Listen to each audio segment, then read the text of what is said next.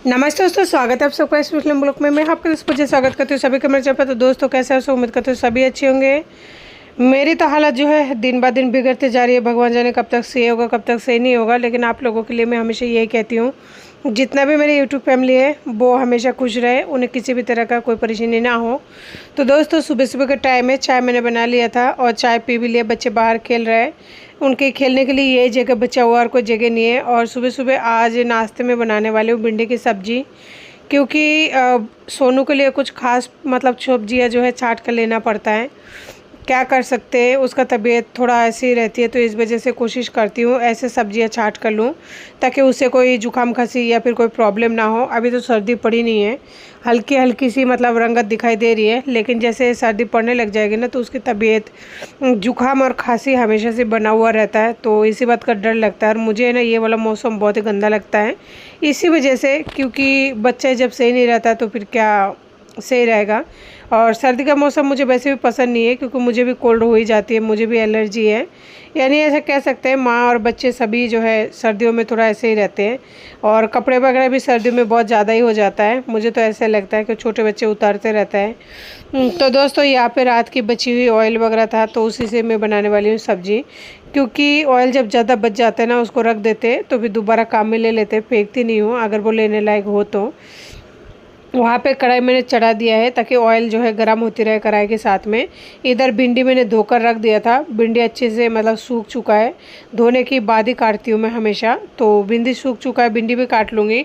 और इसमें एक आलू डाल रही हूँ छोटू की वजह से, क्योंकि छोटू को आलू पसंद है, वो भिंडी इतना नहीं खाएगा, यानी खाएगा लेकिन कम खाएगा। और कोशिश तो करूँगी कि मिर्ची ना के बराबर डालने की, क्योंकि बच्चों का सब्ज़ी है और ये सब्ज़ी बच्चों का ही बनेगा 2 टाइम के लिए। मेरे लिए इसमें से एक मतलब पीस भी नहीं लेने वाली हूँ, क्योंकि इतना सा सब्ज़ी है इसमें 200 ग्राम के लगभग। आप सोचेंगे कि 200 ग्राम सब्ज़ी क्यों, 250 ग्राम क्यों नहीं, क्योंकि जिनकी दुकान से मैंने लिया था ना उनके पास इतना सा भिंडी था, तो भिंडी जैसे कम था तो उन्होंने क्या किया, थोड़ा सा आलू और हरी मिर्ची डाल दिया था। इस वजह से मैंने बोला कि 200 ग्राम के लगभग।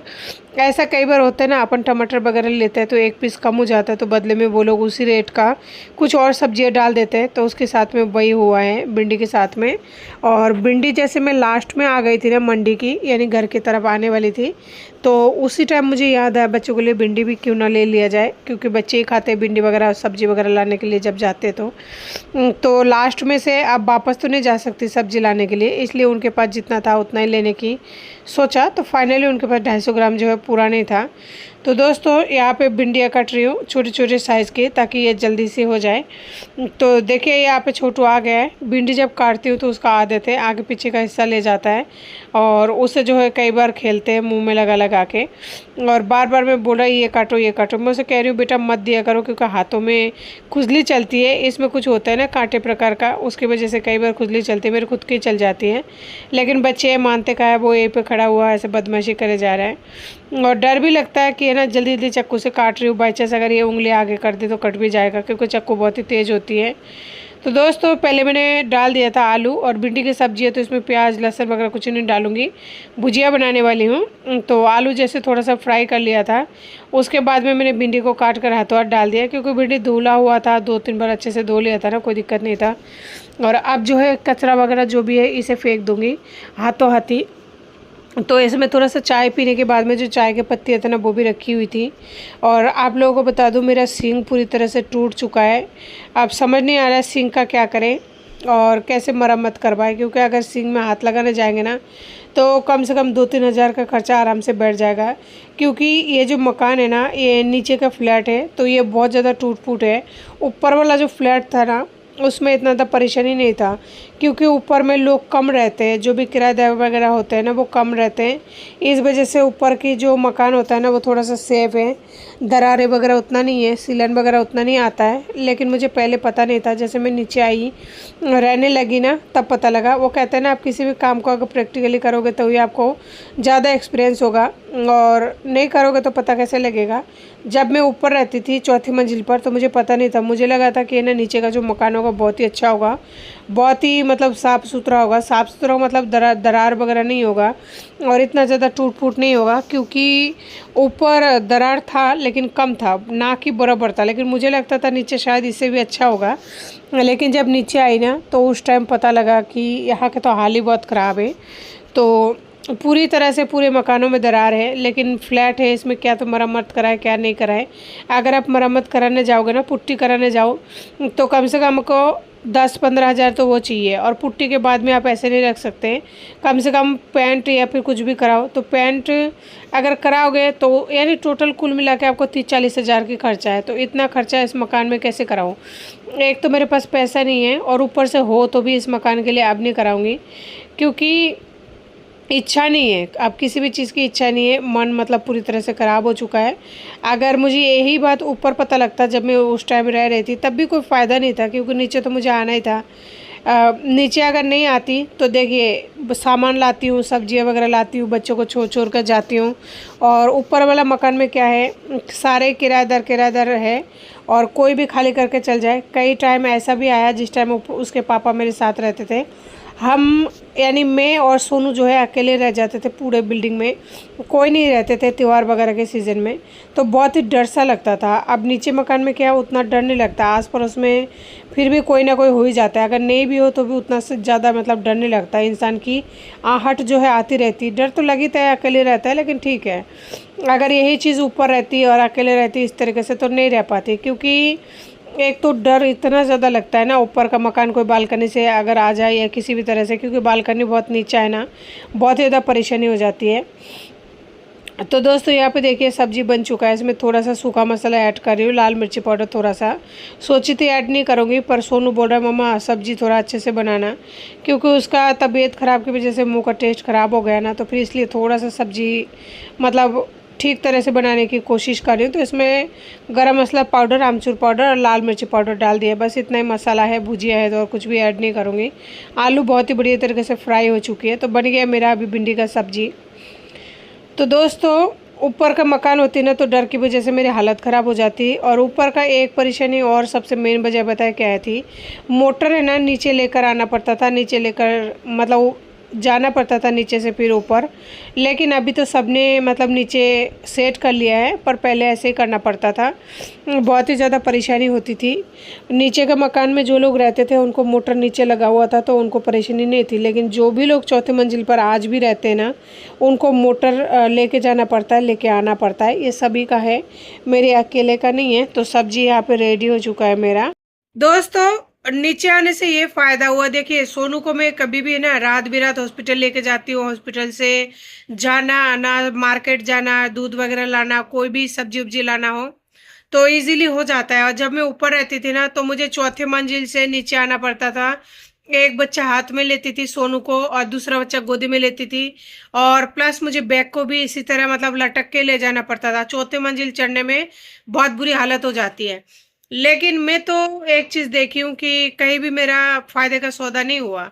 अगर नीचे आई तो जिंदगी भर के लिए अकेली हुई, और ऊपर थी तब कौन सा मैं मतलब साथ में थी, क्योंकि साथ में थी लेकिन वो बोलते हैं ना कि इंसान साथ में है तो फिजिकली आप उनके साथ में हो, बाकी उनका मन और दिल दिमाग तो बहुत पहले ही किसी और को दे चुके थे। तो वो क्या करते थे, मेरे पति आज से मतलब ऐसा कंडीशन नहीं है मेरी। अगर आप लोग सोचते होंगे कि मेरी में इतना ज़्यादा कैसे सहन शक्ति है, कि कैसे मैं इस बर्दाश्त कर पाती हूँ कि मेरे पति चले गए और मैं इतना ज़्यादा ठीक ठाक से सब कुछ कर पा रही हूँ, ऐसी बात नहीं है। मुझे ना कई ज़्यादा झटके लग चुके हैं, कई बार झटके लग चुका है, इसलिए मैं थोड़ी सी जो है पैर अभी तक टिक के रह पा रही हूँ। नहीं तो शायद एकदम से अगर ये सब चीज़ें होता ना तो शायद मैं भी नहीं बर्दाश्त कर पाती। तो पहले तो मेरी शादी हुई तो उस टाइम मुझे पता लगा कि मेरे पति किसी और के साथ में मतलब ऐसे अफेयर में थे, और उनको लेके भी चले गए थे और उसको छोड़ भी दिया था। बाद में पता लगा शादी होने की। अब औरत का क्या रूल होती है, जब एक बार शादी हो जाती है आप किसी भी इंसान को नहीं छोड़ सकते हो, चाहे वो दारूबाज हो, चाहे किसी और चीजों में भी माहिर हो ना, आप तब भी नहीं छोड़ सकते हो। ये औरत का नियम ही होती है, क्योंकि एक लगाव सा हो जाता है शादी के बाद में। शादी एक ऐसी चीज है ना, चाहे आप किसी से भी हो जाए ना एक बार, तो अच्छे अच्छे इंसानों के लगाव हो जाता है, वो नहीं छोड़ पाते हैं। तो वैसे मैं नहीं छोड़ पाई थी, मैं सोचा था जो हो गया उनके साथ में, पहले उन्होंने किया था, गलती है या जो भी है, अब वो नहीं करेंगे दोबारा, ये सोचकर मैंने अपने दिल को तसल्ली कर लिया था कि शायद मेरे नसीब में यही था। जब थोड़े दिन बीता, बीच में जो दिन था ना वो ठीक ठाक था। उस टाइम के ससुराल वाले मुझे टॉर्चर करते थे, ससुराल वाले परेशान करते थे। मेरा पति, मुझे ऐसा लगता था मेरे साथ में है, हालांकि वो नहीं थे, लेकिन मुझे ऐसा लगता था कि वो मेरे साथ में, मैं ये सोचकर खुश थी। जब थोड़े दिन बीता ना, शादी के थोड़े दिन, यानी 5-7 साल बीत गया, मेरे लिए वो थोड़े दिन है। थोड़े दिन इसलिए है क्योंकि मेरे शादी को 16 साल हो गया, इस वजह से 5-7 साल जो है मेरे लिए थोड़े दिन है। तो थोड़े दिन बीतने के बाद में मुझे फाइनली पूरी तरह से कंफर्म पता लगा कि मेरे पति जो है किसी और के साथ में 101% मतलब पक्का है, उनका सेटिंग है। और वो औरत कहाँ रहती है, कैसे दिखती है, कौन सी जगह पर है, मैं तो कहीं जाती नहीं थी, लेकिन जो लोग उनको देखते थे, मेरी पड़ोसी हो गया, फिर मतलब जो लोग उनको देखते थे मुझे आके बताते, कोई मुझे पिक्चर दिखाते तो कोई मुझे वीडियो दिखाते, तो मैं श्योर थी। लेकिन जानते बूझते भी मैंने कभी उस इंसान को ये एहसास नहीं होने दिया कि हाँ मुझे पता है तुम्हारा सेटिंग है, मैंने देखा है तुम्हारे सेटिंग को। ये सब चीजें इसलिए नहीं पता होने दिया क्योंकि मेरा सोनू जो है ना, वो मेरे पेट में था, और मैं नहीं चाहती थी किसी भी तरह से बेवजह मेरे घर पे लड़ाई हो। मैं इतना चाहती थी कि बस जो मेरा लाइफ है वो चलती रहे गाड़ी, बच्चा हो जाए, उसके बाद में एक बार मैं संभल जाऊं। लेकिन वो कहता है ना, जो चीज भगवान को मंजूर होता है वही होता है। बच्चा फाइनली हो गया था। इस बीच बहुत सारे ऐसे दुर्घटना हुई थी मेरे साथ में जो नहीं होना चाहिए था, और शायद मैं बहुत पहले अगर मतलब कुछ करती तो शायद ये सब होता भी नहीं, लेकिन मैं उस टाइम कुछ समझी ही नहीं थी। मैं कुछ समझ पाती इससे पहले वो बंदा समझ गया था कि उसे क्या करना है, तो वो क्लियर था कि उसे मेरे साथ नहीं रहना था। तो उसने क्या किया, जैसे मेरा बच्चा पेट में था ना, तो वो 15 दिन में चल निकल जाता था। यानी जैसे ड्यूटी गए, ड्यूटी जाने के बाद में वो आता नहीं था, ऐसे बोलता था कि ना मैं ऑफिस के काम से जा रहा हूँ। मुझे तो पता था, लेकिन मैंने भी कभी उसे ये नहीं बोला कि तुम उस जगह पर जा रहे हो, ताकि उसे ये ना लगे कि हाँ मेरी बीवी को पता है, उसके बावजूद भी वो मुझे इस तरह खुली छूट दे रखी है। मुझे पता था सब कुछ A to Z, लेकिन मैंने फिर भी उसे कुछ ही नहीं बोला, अनजान बनकर ही कहती थी ठीक है चलो कोई बात नहीं, आ जाना। तो वो 7 दिन के लिए गया, 3 दिन के लिए गया, 15 दिन के लिए, ऐसे कर करके ऐसे जाता था। मैंने उनकी फैमिली वालों से बात की तो फैमिली वाले कहते हैं अगर तुम दोनों का नहीं बनते हैं तो हम क्या करें। उस टाइम मेरे सासू नहीं थे, और सासू होती तो भी क्या, उन्होंने भी, मैं भले ही मेरी तरफ से उनकी मन में कुछ भी नहीं है, मैं उनका भले ही मैं मतलब हमेशा कहती हूँ वो अच्छी थी अच्छी थी, लेकिन मुझे ना तो ससुराल की तरफ से फूटी कोरी मिली, ना मेरी पियर वालों की तरफ से मुझे फूटी कोरी मिली। पियर वालों में से मेरी माँ ही थी, करता धरता कोई नहीं था उनको रोकने टोकने वाला, लेकिन मेरी माँ की तरफ से मुझे कुछ नहीं मिला। ऐसी बात नहीं है कि उनके पास कुछ नहीं था, उसके बावजूद भी मुझे कुछ नहीं मिला तो सबर हो जाती। उनके 5 भी बहुत सारे थे, बहुत कुछ थे, लेकिन कुछ नहीं दिया। कोई बात नहीं, ससुराल वालों की बहुत ज्यादा संपत्ति, बहुत ज्यादा धन संपत्ति था, है, लेकिन उन्होंने कुछ नहीं दिया। कोई बात नहीं। पति ऐसे करते करते करते करते हमेशा के लिए एक दिन सिर्फ इतनी सी बात बोला कि मैं जा रहा हूं। आया बंदा ड्यूटी से, बोला मैं जा रहा हूं, ऐसे ऐसे मैंने शादी कर लिया, मैं जा रहा हूं। तो उसका तो रोज का जाने की आदत था, और जो इंसान जा रहा है वो बच्चा तो नहीं है ना, आप उसका हाथ पकड़ के ये तो नहीं बोल सकते कि आ जाओ, कि आप उसका हाथ पकड़ के 2 चांटे मार के बिठा दिया कि आप नहीं जाना घर से बाहर, और ऐसी बातें नहीं करना, गंदी बात है, फलाना ठिकाना, आप ऐसा नहीं समझा सकते ना। तो वो बंदा बैग उठाया, बोला मैं जा रहा हूँ, मैंने शादी कर लिया। बस बात हुई पे मैंने इतना तक मुझे बोलने का मौका नहीं दिया कि रुको, क्योंकि मैं खाना खा रही थी। बस मुंह के निवाला मुंह के अंदर डाला, मुंह के अंदर डाला तो मुंह वैसे बंद हो गया, और वो इंसान आया, हेलमेट उठाया और निकल गए।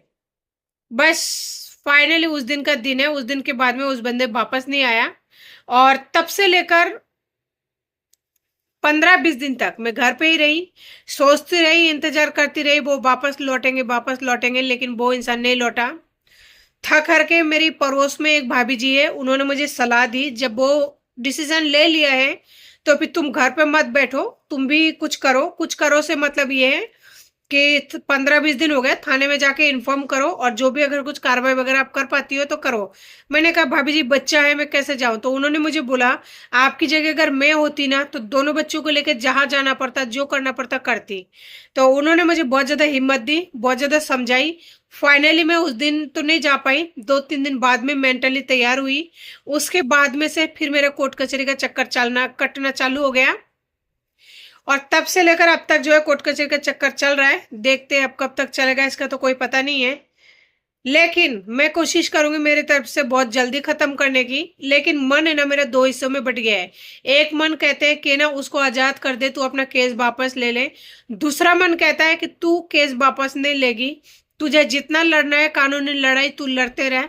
वो कितना लड़ सकता है तू वो देख ले, जो वो कर रहा है तू भी उसी के साथ वैसा ही बन जाए। तो मन जो है दो हिस्सों में बट गया है। अब देखते हैं क्या होता है, कुछ भी कह पाना मुश्किल है। तो आज की टाइम पे अगर लगता है ना कि फायदे में हूं तो मैं फायदे में नहीं हूं, और अगर ऐसा भी लगता है कि मैं फायदे में नहीं हूं तो भी गलत है, क्योंकि फायदे में ही हूं। वो इंसान रहते थे तो मेंटली टॉर्चर करते थे, गाली गलौज करते थे। मेरा बेटा 6 साल का जो है गाली गलौज सीख गया था, आज वो चला गया है तो थोड़ा बहुत गाली गलौज तो नहीं करता, लेकिन उसका मैंने जैसा फ्यूचर देने के लिए सोचा था, बस मुझे इसी बात का गम है कि मैं वो नहीं दे पाई। वो इसलिए नहीं दे पाई, मैं सोचा था सीबीएसई बोर्ड में बच्चों को पढ़ाऊंगी ताकि उसे थोड़ा बहुत पढ़ना लिखना और मैनर्स आ जाए, लेकिन भगवान ने मेरा वो हक छीन लिया। मैं उसे नहीं पढ़ा पाई। राजस्थान बोर्ड में डाला यानी हिंदी मीडियम में डाला, तो उसमें भी मेरा बच्चा किसी भी कारणवश, अगर आप लोग पुराने वीडियो मेरे देखे होंगे तो किस कारणवश मेरे बच्चे के स्कूल छूट गया, और सबसे मेन बात पैसे की भी है। तो मेरे बच्चे का इस साल खराब हो गया, मेरे बच्चे का फ्यूचर जो है पूरी तरह चौपट हो चुकी है। इसलिए आजकल ना तो मैं किसी को फोन करती हूँ, ना किसी से मतलब है। आप लोगों को सच कहूँ तो मैं सिर्फ अपने आप से मतलब रखती हूँ आजकल। और मेरे दिमाग की स्थिति इस टाइम बहुत ज्यादा खराब है, क्योंकि मैं अपने बच्चे के मुंह की तरफ देखती हूँ ना, मुझे ऐसा लगता है इसको जन्म देके मैंने गलत कर दिया दोनों बच्चों को। क्योंकि उनका भविष्य है ना बहुत ही ज्यादा अंधेरे में दिख रहा है मेरे को, और उनका बचना भी मेरे को बहुत मुश्किल सा लग रहा है, बहुत मुश्किल लग रहा है। और अकेली औरत होकर सरवाइव होना दो बच्चों के साथ में बिना इनकम की, इनकम हो तो समझ में आता है, बिना इनकम की कितना ज्यादा कठोर तपस्या है, और कितने बार दिन में क्या करने का मन में आता है ना, वो सिर्फ एक परमात्मा जानता है। वो बोलते हैं ना आत्मा परमात्मा, वो जो ऊपर बैठे हुए ना वो जानता है कि मैं दिन में कितने बार रोती हूँ, कितने बार अंतरात्मा मेरा कलेजा फटता है, कितने बार मैं टूटती हूँ, और कितने बार मैं खुद को संभालती हूँ। तो दोस्तों बातों को ज्यादा बढ़ाऊंगी नहीं, मैं आप लोगों से यही कहूंगी, मेरी दोनों बच्चे को तबीयत बहुत ज्यादा खराब रहती है। आप लोग दुआ करना कि मेरे दोनों बच्चे और मैं जो है ना हमारा तबीयत थोड़ा ठीक रहे। अगर मेरा तबीयत ठीक रहेगा, बच्चों की तबीयत ठीक रहेगी ना, तो मैं शायद सब कुछ संभाल पाऊं। और अगर बच्चों की तबीयत इसी तरह चलता रहा ना कि एक सही हुआ तो दूसरे का तबीयत, अभी छोटू का हालत बहुत ज्यादा खराब है, सोनू ठीक ठाक है, ये नहीं कह सकते कि वो अच्छा है, बहुत ठीक ठाक चल रहा है। लेकिन इसी तरह अगर बच्चे बारी बारी में बीमार होती रहे ना तो मेरी हिम्मत टूट जाती है, मैं टूट जाती हूँ, भगादौड़ी में मेरी हालत खराब हो जाती है। फिर भी मेरे बच्चे बहुत समझदार है, मुझे बहुत ज्यादा सपोर्ट करते हैं दोनों बच्चे। अकेले रह जाता है, खुद से सब कुछ कर लेते हैं। तो भगवान बस मेरे बच्चों की तबीयत बनाए रखो, और मुझे कुछ ही नहीं चाहिए।